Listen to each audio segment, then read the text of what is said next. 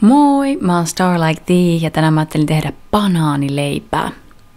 Tässä leipomuksessa ei ole ollenkaan gluteenia eikä rasvaa. Tää leipä on hiukan makea, mutta ei ole kuitenkaan mikään pullamainen, vaan mun mielestä ainakin semmonen erittäin sopiva. Tähän reseptiin tarvitset 3 ylikypsää banaania, puoli desiä omenasosetta. Itse käytän sokeroimatonta ja lisäaineetonta omenasosetta. 1,5 desiä tattarihiutaleita. 1,5 desiä riisijauhoa. 1 ruokalusikallinen melassia. Voit käyttää jotain muuta makeutusainetta, esimerkiksi agavesiirappia tai vaikka hunajaa. 1 teelusikka vaniljauutetta. Se antaa mukavasti makua. 1 teelusikka suolaa ja 1,5 teelusikkaa ruokasoodaa. 1 teelusikka kanelia. Mä lisäsin myös ripauksen neilikkaa, koska mä tykkään siitä, mutta sä voit jättää sen pois. Ensimmäisenä murskataan banaanit ihan semmoiseksi kunnon muussiksi.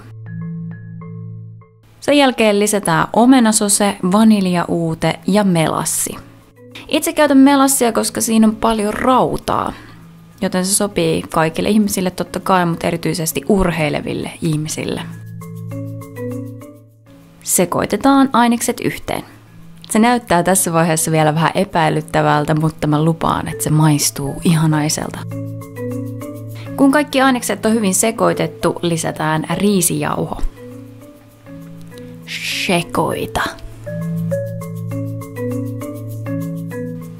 Lisätään kaneli, suola ja ruokasooda. Tämän jälkeen lisätään tattarihiutaleet ja taas sekoitellaan. Tässä vaiheessa kannattaa tarkistaa se seoksen koostumus, onko se liian kuiva tai kostea. Jos se taikina on liian kuiva, niin lisää hiukan omenasosetta tai sitten ihan vaan pelkästään vettä. Jos taikina on liian löysää, niin lisää jauhoja.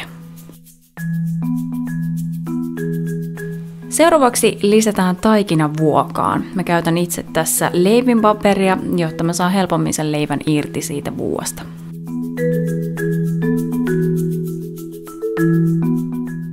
Laitetaan vuoka uuniin noin 175 asteeseen. Annetaan olla uunissa 45-60 minuuttia. Se aika riippuu aika paljon siitä, minkä kokoinen sun vuoka on. Mutta sä voit testata sitä, että onko se sun leipä kypsä työntämällä puutikun siihen taikinaan. Jos siihen tikkuun jää taikinaa, niin se tarkoittaa, että se leipä ei ole vielä valmis. No niin, leipä on uunista ulkona. Tähän sitä perinteistä nom nom nom nom. Star Like Thee kiittää ja kuittaa. Kiitos kun katsoit. Moi!